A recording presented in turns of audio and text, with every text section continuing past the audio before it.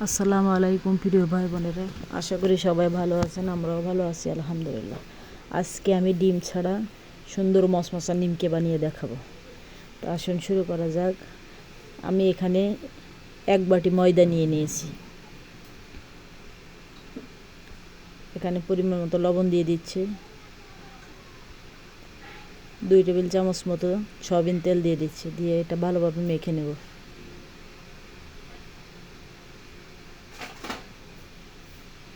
এরকম যখন দলা মতো হয়ে যায় তত সময় মাখবো। তারপরে এটা অল্প অল্প পানি দিয়ে একটা ডো তৈরি করে নেব।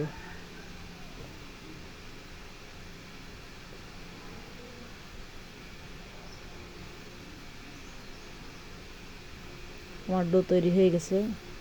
এখন এটাকে মধ্যে লেচি কেটে নেব। এখন একটা রুটি বানিয়ে নিচ্ছি।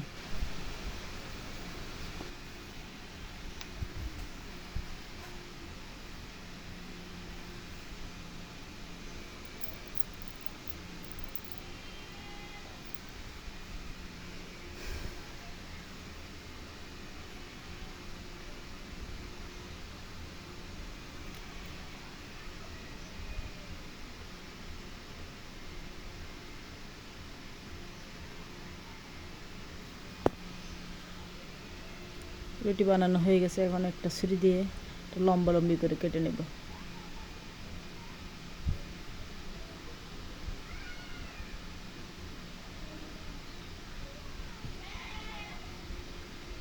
লম্বা লম্বা দাগ দিয়ে নিচ্ছি।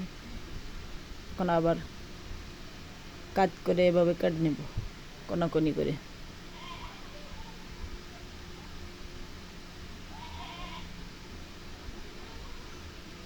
আপনারা এইভাবে কেটে নেবেন।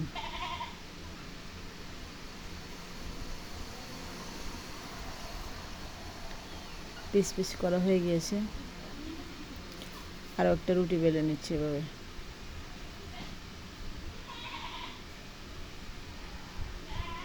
এভাবে লম্বা লম্বা করে দাগ দিয়ে কেটে নেবেন।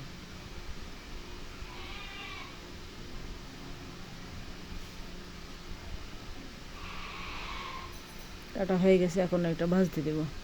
চুলাতে একটা কড়াই বসিয়ে দিলাম। তেল দিয়ে দিচ্ছি। এখন নিমকিগুলো দিয়ে দিচ্ছে।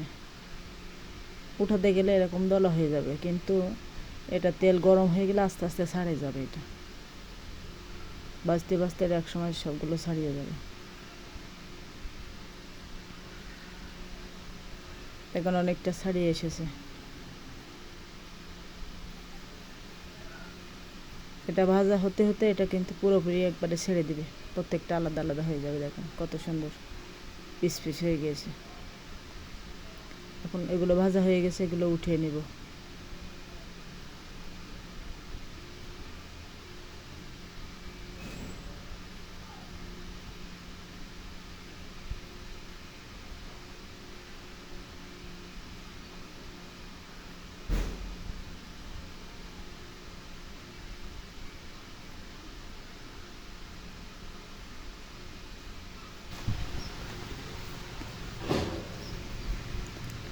আমি আরও কতগুলো ভাজতে দিয়ে দিলাম।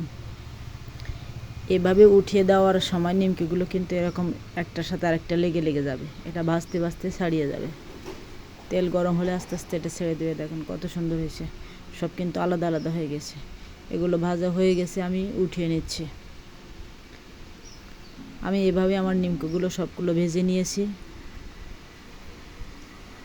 নিমকিগুলো কিন্তু আমার সব ভাজা হয়ে গেছে। দেখেন কত সুন্দর ক্রিসপি হয়েছে, মশমশা।